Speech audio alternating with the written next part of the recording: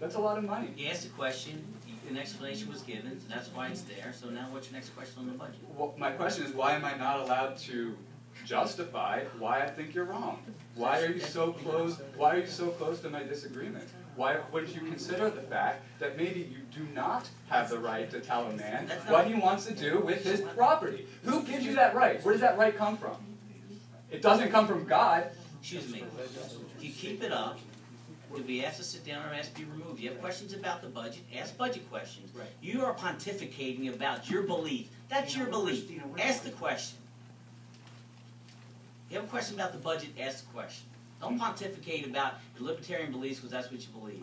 Fine. Ask a question about the budget. Why are they paid? Why? How much is this? Fine, that's a question.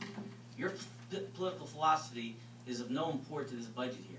It's just a waste of time. But to be quite honest, sir, yes, it is. Question, please. Mr. O'Connor, ask a budget question, or please sit down because there are other people that wish to get up and ask some questions. You can't monopolize the time. You've been up here for almost 20 minutes. I'm going to give you about another 5 minutes, and then that's going to be a hard line to close. So you've got 5 more minutes, or 3 more minutes till 10:05.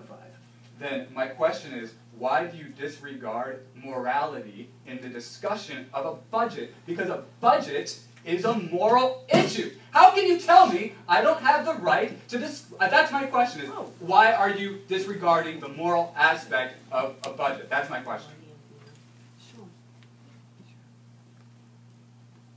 What sheet is that?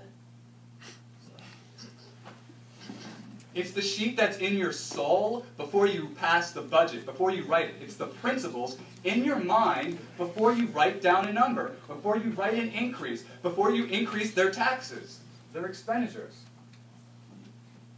Are you telling me, are you saying in essence that a person's principles are irrelevant to your budget? Son, you don't want to debate ethics with me. Are you trying to use intimidation as a way to stop me? Mr. O'Connor, I'm going to ask you, if you have a specific budget question, you've already been instructed by the town attorney to ask budget questions. Then my budget question is, why am I being intimidated from questioning the morality, your moral reasoning behind your budget? Morality's not. Quite frankly, I profoundly disagree with you. Morality is everything. It's our values. It's our values. What do I believe is right? What do I believe is wrong? Is it right to tell a man and to spend $18,000 to harass a man in court? Is that right? I don't think it's right. So if I was in charge of this budget, I would do that. Keep your Excuse me, voice son. down. Your next For the question. record, you're starting to affect the sensibilities of some people in here, and they're becoming very concerned. I am the chief of police, Martin Massaroni. That's where I step in, and I'm going to tell you, you will lower your voice, or I will have you removed.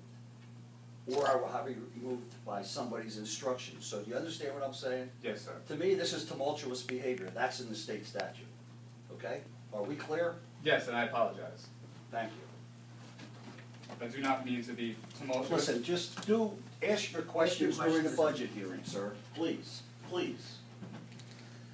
Okay, so you allocate $75,000 towards, you want to allocate $75,000 towards economic development. Could you please define economic development for me? This question's been asked and answered.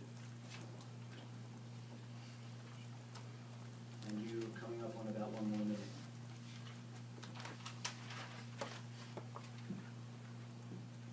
How come your prosecutor's office requires another $1,000 but not your public defender?